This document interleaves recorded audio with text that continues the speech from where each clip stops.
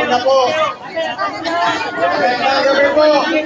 Sa Poblacion Norte.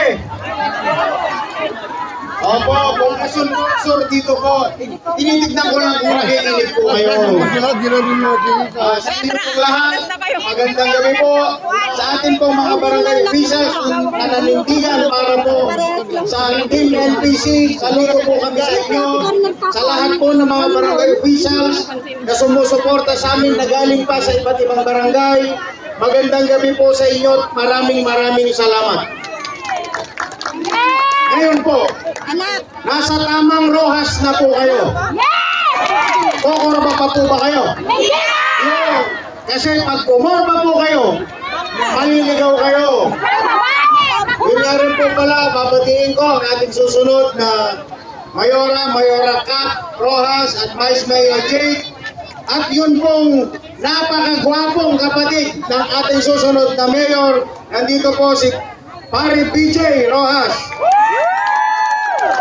Alam nyo po, si Pare BJ, gwapong-gwapo po yan. Iniisip ko palagi kung magkapatid po kami. Kasi siya, tignan yung mabuti, kamukha po sa ni Derek Ramsey. Ako naman po, nanay ko naman si Elizabeth Ramsey. Sa kulay pa lang po, kita nyo naman. Chocolate ano po. Kaya po, nandito kayo sa tamang rohas. Nung nakaraang araw, kasama po namin ang ating Kuya Bebot. Ayun po yung puno. Ngayon, ang kasama naman natin ay yung bunga. Yan po ang tunay na tumutulong sa bayan po ng Panigib. Ngayon po, para po sa buong Team NPC, sa pumumuno po ng ating mahal na Congressman Jaime Diaz Cojuangco na wala pong kalaban. At sa pagka-governor naman po, si Governor Christian Del Yap, ang mga programa po niya ay unang-una po para sa kalusugan, trabaho, at sa edukasyon. Sabi po niya, kung sakali man nabibigyan ng pagkakataon ng buong Team NPC, ay unang-una po niyang gagawin at pagagandahin ang ating ospital. Para po hindi na po tayo nagpupunta kung saan-saang ospital pa. At gagawin po ng paraan na libre po sa ospital na yan. Siyempre po sa pagka-Vice Governor Lita Aquino, sa board member po Tito Rojas, Joy La Morena, Pearl Pagada. At siyempre po, wala na kayong ibang pagpipilian dahil nandito na po lahat ang karapat-dapat.